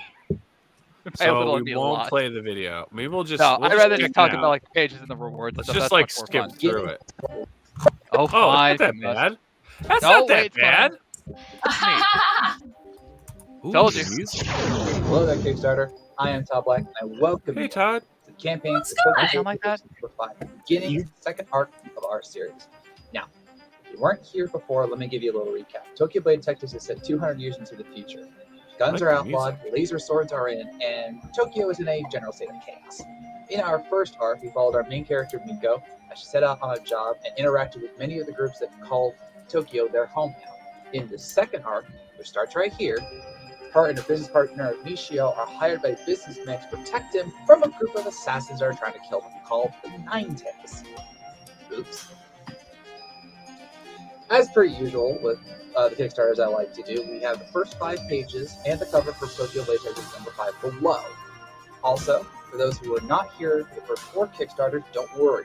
We have plenty of rewards to help catch you up, including digital and physical copies of the first 4 issues or the trade paperback version, should you prefer that one. We also have fan favorite awards like the thank you page, getting drawn into the comic, and getting every single comic that I have ever made, which has actually increased a little bit since we talked last. Tokyo Blade Detectives is a series that means a lot to me because it was my idea I had many years ago, and thanks to you, Kickstarter, and every one of my backers, we got to make it. We got to make a whole first volume. Now, let's do it again with volume number 2. This one's going to have a lot of fun, a lot of action, especially as we get into the later issues, and also some really interesting character moments, one of which you'll see in the 5 pages below. Now, I know it's still not the greatest out there in the world right now, so if you can only pledge $1, $3, $5, that's fine. Every little bit helps. And if you can spread the word, that'd be really good. So, check out the pages below, check out the rewards on this side. I hope you'll help me out and help make this a very fun art. So what else is there left to say, but welcome back to Tokyo. This dude needs more refrigerator magnets. Yeah. Just saying. There you go. Well, Agreed. I suppose. I have a man of Agreed. simple taste. I have magnets on my refrigerator and a plushie Eevee right there. What else do I need? There you go. He's already weeb enough. Like, leave him alone. And yet, I'm still single somehow. Anyway, Now, out of everybody on the panel, Todd's the only person I've actually met. How you doing, brother? pretty good, man. We met at Grand Rapids Comic Con last year. It was a good time. Yes, we did. We did an interview with Todd. We tried to do it live, and it was all messed up. But I still got to interview Todd. That's just my life. Something always goes wrong. But this one's actually going well because, as you saw, we're funded completely, and we reached 100 backers, which was awesome. That was my personal goal. And as we're seeing right here, these are the first 5 pages of the book, and I love that page. I really love that page. The sword right fighting and the tease. Yeah. And that's actually a friend of mine right there, the store owner. That's Omega Sparks. He's a rapper who is he's becoming very, very famous. So I'm lucky to have him in the comic. But yeah, that shadowy figure right there is the Nine Tails, one of them, and he's the main antagonist of this arc, and it's gonna get really fun as we get into the later half of the issue. Very cool. Thanks. I like the interiors. Very well done. Clean, nice lines, great coloring. Yeah, as I think I've told you before, Nile, it took me a while to find the right artist, and then I found a man named Lam Vuvan, who's actually in Vietnam, and he does so incredibly with these pages, and we're about at page 12 right now with the book. We kept going as we were making the Kickstarter just to make sure we got it out as quickly as possible. And like that panel right there, that last 2 sets of panels, that's one of my favorite things I have ever had in a comic done, because it is a perfect antithesis of what's going on in this story. You have this bright, youthful Miko, that's her main character, and she's so happy in the past because nothing bad has happened to her yet. And then you go to the present, and it's dark, it's gloomy, she's got the shadow on her face. And it's like, I loved how he did that. So it's those things that make me happy to be a comic maker at times. Yeah, no, that looks great, man. Thank you. What is it with for you? What is it about anime that you love so much, or manga style? Oh, it's as weird as it sounds, it's the insanity of it all. If you think about like the best animes, it's not just the characters that drive it, it's just the over-the-top stories and the styles that they do, and the fun, that clear fun that they have when they just try and make this the grandest and most insane stories. Everything about like Dragon Ball or Full Metal Alchemist Brotherhood or My Hero Academia and Attack on Titan. And I grew up watching certain animes, and eventually I was just like, I can make my own anime story, and I did in a very roundabout way, I grant you. But now it's just like, how can I take this to the next level? How can I make it grow? How can I make it more fun for the viewer or for the reader? And I look forward to like every issue we do, because there's just going to be something very, very special that I know I'm going to infuse, while also referencing the various animes and anime-like styles that I have witnessed over the years, and it's just a lot of fun. That's cool. So you're on issue 5, Yes. and I mean, you've been going strong. Where is this? Is this? I mean, where is your arc end? Or are you just going to keep on going? Every arc is going to be 4 issues. That's how I handled the first one, and how I like to do it. I'm doing something a little different for the series. Is that we're going to have 3 issues of the main arc, and then the 4th is what I like to call the interlude saga, which is the how do I say that? The epilogue, interlude, and prequel of the arc and the arc to be, and it allows me just to expand the story in a fun way while building up what comes next. And we tease the Nine Tails at the end of issue number 4, and now we're going to see them in full, and it's a lot of fun. But we're going to go take this arc by arc, story by story, and just see how grand we can make this. I already have at least 25 issues ish in my head already, and it's going to be fun seeing how it all grows, issue by issue, arc by arc. And that's why I like doing it on Kickstarter, because I know that people are going to be reading this, people are going to be supporting this as we bring every issue out, and it's just fun to see it all evolve. Nice. Now, since we're on issue 5, obviously, do you have an online store or anything where is issue 1 through 4 still available? We do have we are on Amazon. We have the first volume on Kindle, but for those who prefer to get it with this Kickstarter, we have plenty of rewards that allow you to get all 5 issues. In fact, if you scroll down through the rewards, the first $10 reward is you'll get all the issues digitally, and that's been a very popular one for this Kickstarter. And then if you want to get them all, there it is. There you go, digital 1 and TBD number 5. For $10 you get all 5 issues in PDF form. And then at the $30 mark you can get them all physically. So you'll get 1 through 5 mailed directly to you, and that one's also been rather popular. I try and cater to everybody in terms of, physical rewards and digital rewards, because I know everyone likes something different. Some people like to have it in their hands. Some people, like Christie says, don't mind having it all in digital, and that's totally fine. That's something I've had to learn as I did Kickstarters. And then other rewards, I mentioned it in the Kickstarter video. I offer the ability to get every single comic and book I have ever made, which is over 40 books. And then I also have ones where you can get drawn into the comic. We have a few left on that reward. You can get all my books physically. You can actually have me help you make a comic book, which I have already gotten the background, as you can see. And I help them step by step, writing the script, finding an artist. If they want to do a Kickstarter, I'll help them with that as well, because I want to help pass it forward, as it were, and help people make comics, because people help me make them, and I want to do the same for others. So that's cool. I like that. Yeah, just trying to offer the best rewards that I can. Yeah, I try and do right by my customers and my backers, and offering them this wide variety helps with that. And again, some of the newer rewards I've done, like the offering them all for like $10, has been very popular with the newer readers, and that shows that, hey, some people are just finding this, but they want to read that, and that makes me feel good. Oh, that's cool, man. Now you have over 40. You have over 40 publications, because you do more than just comics. Yeah, I also do novels. Yeah. What do you have out right now? What's your most recent novel? That would be my 5 Sherlock Holmes books that I wrote, and I do offer them in here in the digital rewards section. So, and then I'm working on some other stuff that I might offer in the next Kickstarter, depending if I get it out in time. So, very excited. Oh, very cool. And how has so you were at the same con that Cara was at. So how is it getting back into the convention scene? Oh, well, ironically, I had a much smaller con the weekend before in Carbondale, Illinois, called SalukiCon, and then I did a Planet Comic Con along with Power Girl over there, and it was, I forgot how stressful the big cons can be. Yeah, because on Friday, the first 2 hours I had like no sales, and this was after driving 6 hours to get into Kansas City to get set up in time, trying to see everybody before the show started. And so by the time I was getting like no sales, I had like nothing in my system. I had no adrenaline going, and I was crashing at my table. And then all of a sudden I get like $100 in sales in like 5 minutes. And I'm like, where was this before? So you got to go with the flow of the money. It's different every con. You have to go with it. You can't. What I've learned from my mom is that you just can't have this preconception, like, until it's over, you can't say it's over.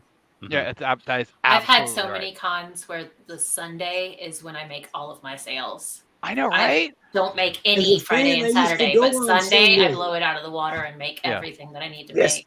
Sundays have gotten better than Saturdays, it seems. Look, as a fan, I would go on Sunday because I want to catch you guys going, I don't want to pack all this shit back up. I want to get some deals. So I'm in there on Sunday afternoon walking around talking to people.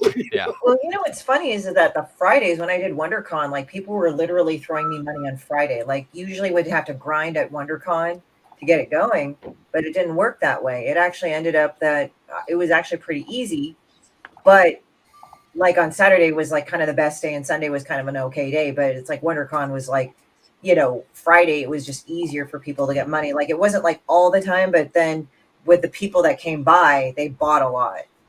Yeah.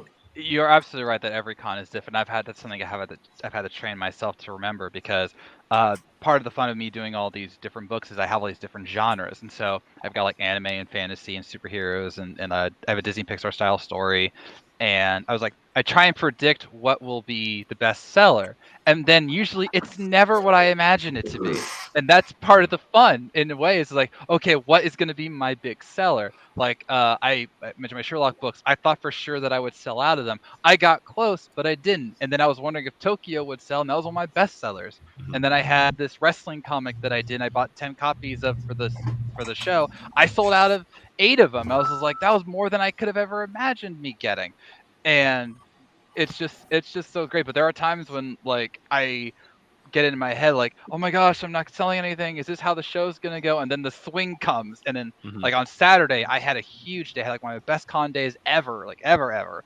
And it was great. And then on Sunday it started out slow, but then it picked up at the end. I did a panel, then people came by my table and bought my books, and it was like, this is good. This is what I wanted. So you know, the big cons especially. Go ahead. I'm kind of curious. Now, you're talking like big sellers.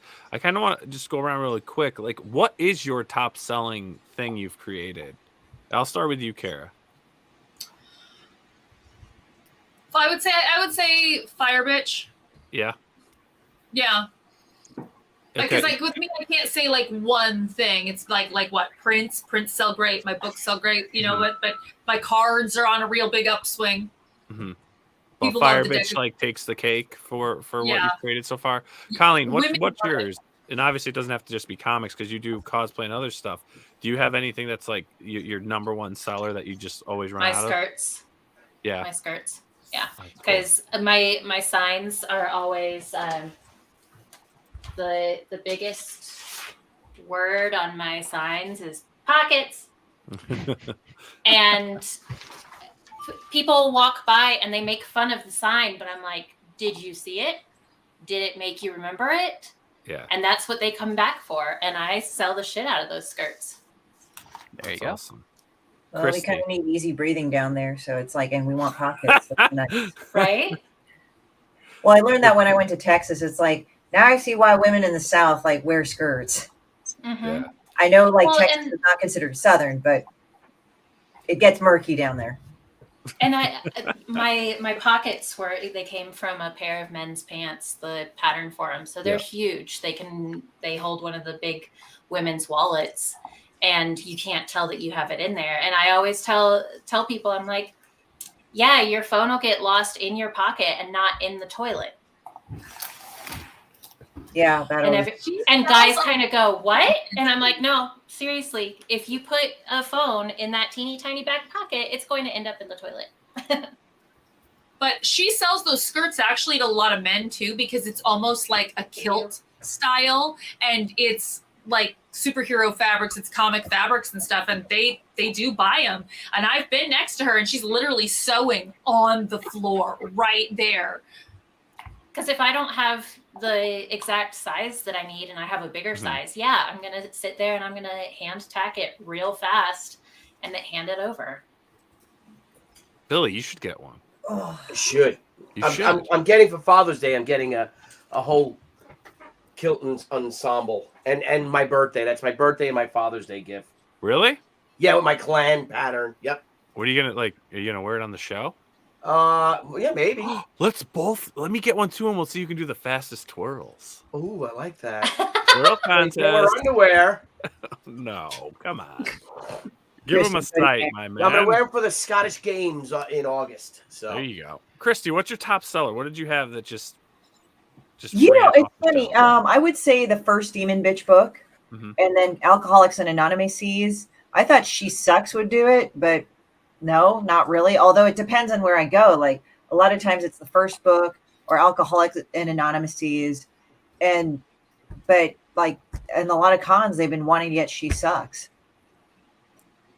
And then sometimes they get the art book. I have an art book full of crows, but that's about it. Yeah. And Personal Monsters. Personal Monsters always sells out. Awesome. Armand, what have you been seeing with your stuff?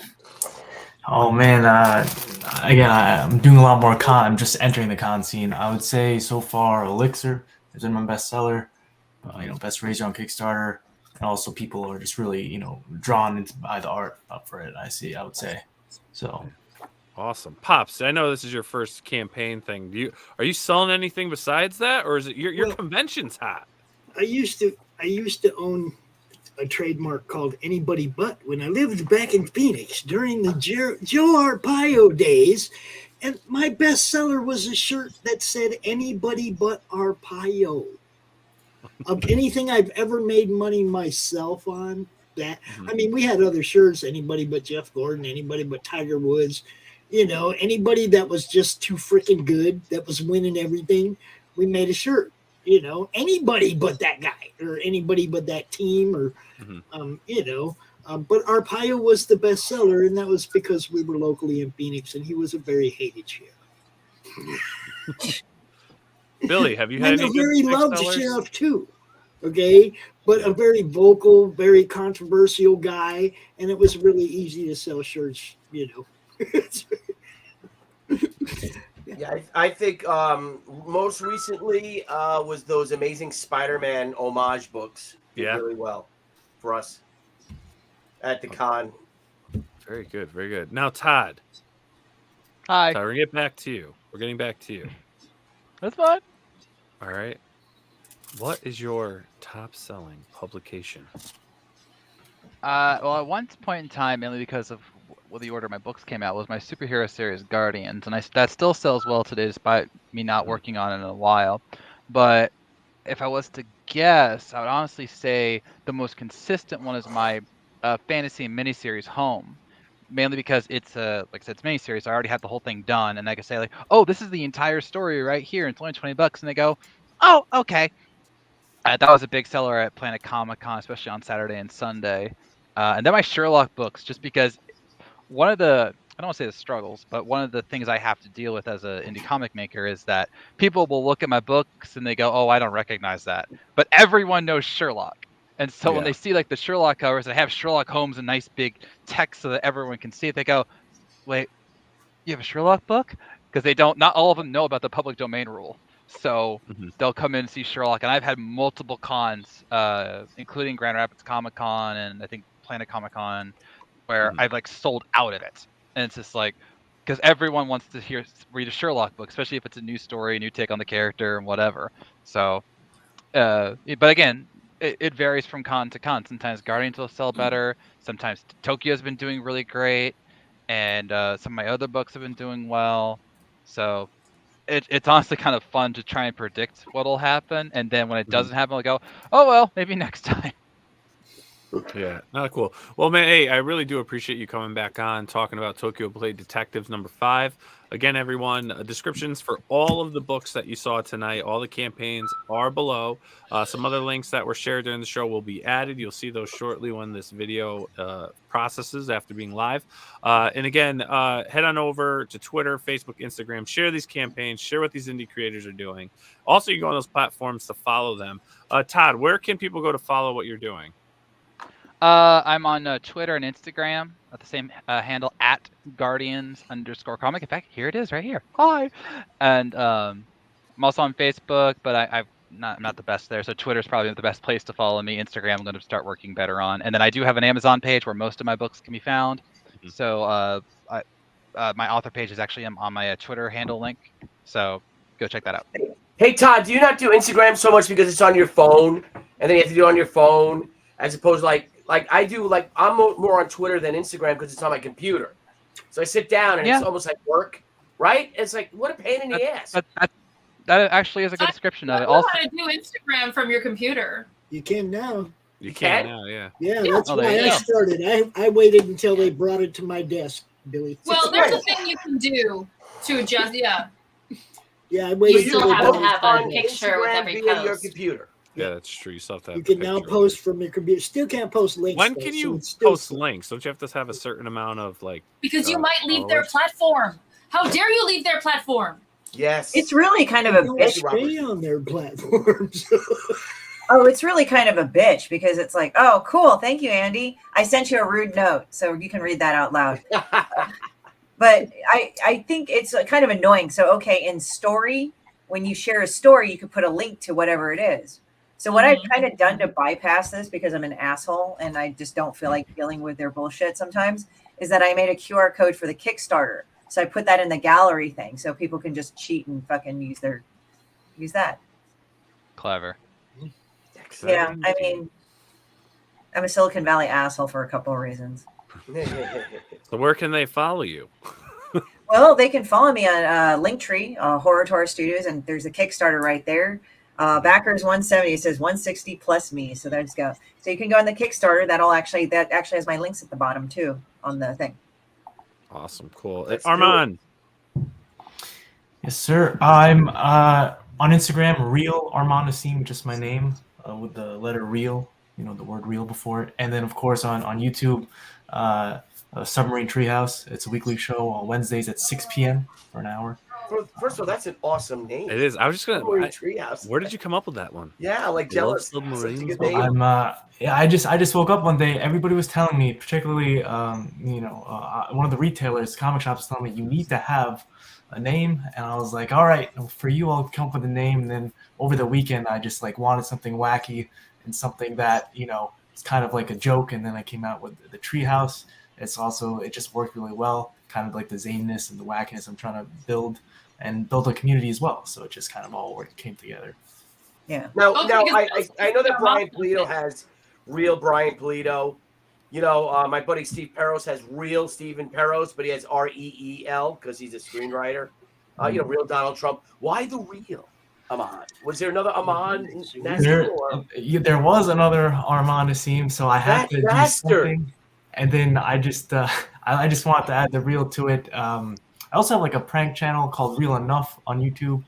So then I just thought, why not? Yeah, but that's cool because you just out Armand him. You know? Yes, that's right. He thought he had a one-up on me. Now he's like, shit, why didn't I get the real one? Why did I got the last laugh? I'm not real. You should have been an asshole and found Armand the vampire, but then again, probably some asshole got that too, some goth asshole. It's true. But yeah, anywhere you can find me, basically anywhere. You can even message Nile, and Nile can get a hold of me if you really want. Yeah. You're his secretary now, Nile. I was just gonna say, yeah, I'm a secretary. That's fine. Yeah, he just put that out there to the world. There you go. Dog. You got husky. Malmew. That's a husky. That's Zeus. That's a husky. Aww. That's Zeus.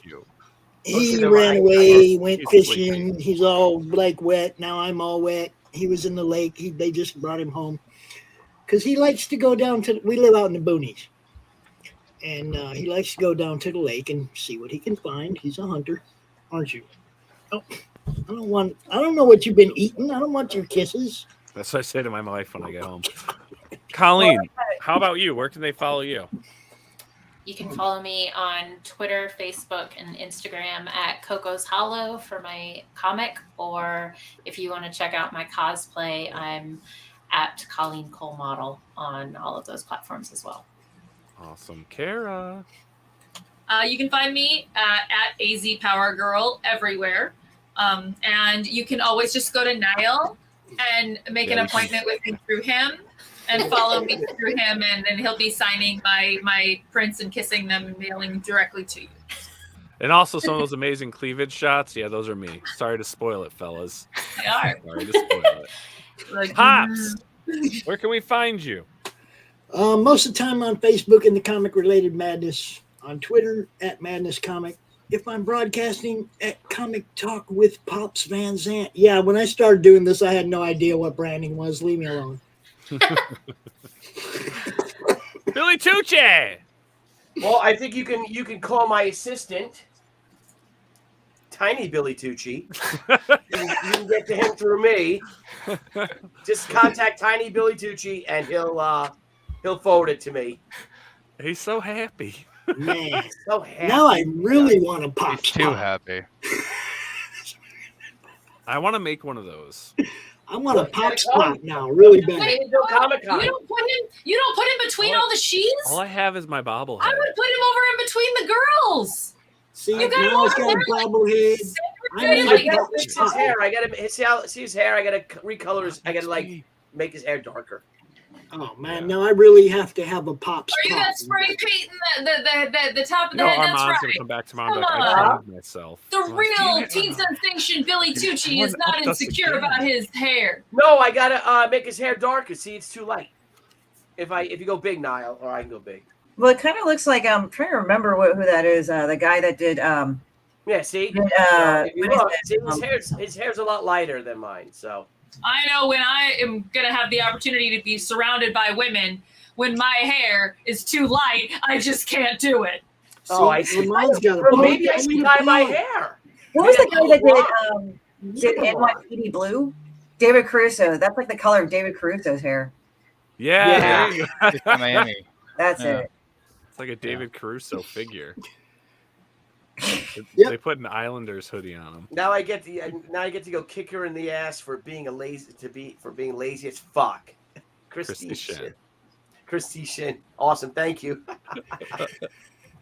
All right, I gotta go let my puppy out. All right. Well, anyways, we're wrapping this. Everyone, thank you so much for hanging out with us tonight. You guys have awesome campaigns. Anything else going on, please message me. Colleen, we're connected now. If you have anything going on or if you want to hang out, you're more than welcome to come on and talk about your campaigns. Thank you again, Cara. This was great. Armand, it's great hanging out with you. Todd, great to see you. Christie, gee, we're really hanging out now. 3 shows in a week. Besties. Yeah, I know. Pops, we finally got you on, man. Finally got Pops on. He's always in the chat. He's been a great support of the channel. Tomorrow so it's awesome to have Armand, good to see you too. CRoMCon Ladies Night as well. So go check Rob that out Richards, too. thank you for all the super chats too. Thank you. Thank you, Rob. But you know what, Rob? We're jealous of you. Just going to say that. We're jealous of you. So everyone have a great night. Again, all the links are below. Have a wonderful weekend. Be safe. Be happy. And we'll see you all with some new shows next week. Peace. Bye, everybody. Bye. I'll make everyone smile awkwardly. Wow, we're gonna stop here. Hey everyone! Thank you for joining us on Pop XP. If you haven't already, click that subscribe button and also click the bell for notifications when we go live and we upload some awesome new content. Also, don't forget to head on over to Twitter and follow us at the Pop XP and over on Instagram at the Pop XP. Thanks again, everyone, and we'll see you soon.